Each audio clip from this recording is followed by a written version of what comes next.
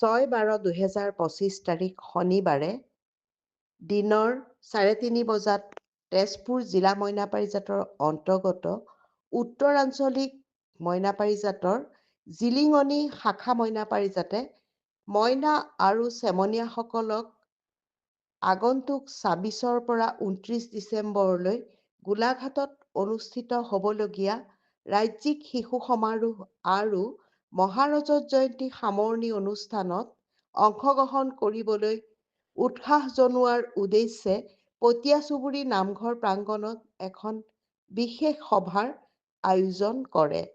সমল ব্যক্তি বিউটি বেজবৰুৱা, সাংগঠনিক সম্পাদক তেজপুৰ জিলা মইনা পাৰিজাত, আহ্বায়ক নিভা দাস, উপ সভানেত্ৰী তেজপুৰ জিলা মইনা পাৰিজাত। আজিৰ এই মিটিংখন আমি অনুষ্ঠিত কৰিছোঁ। ইয়াৰ আগত আমাৰ সদৌ অসম মইনা পাৰিজাতৰ অধিৱেশন আহি আছে। সেই সদৌ অসম মইনা পাৰিজাতখন আমাৰ গোলাঘাটত অনুষ্ঠিত হ'ব। তাৰ কাৰণে আমি আমাৰ ল'ৰা ছোৱালী পঠিয়াব লাগে।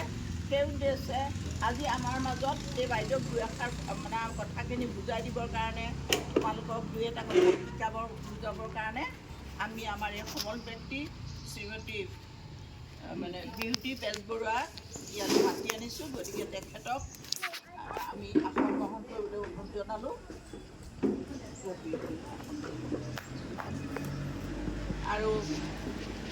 আৰু এই বাইদেউক এখনি গামোচাৰ সৈতে সন্মান জনালোঁ।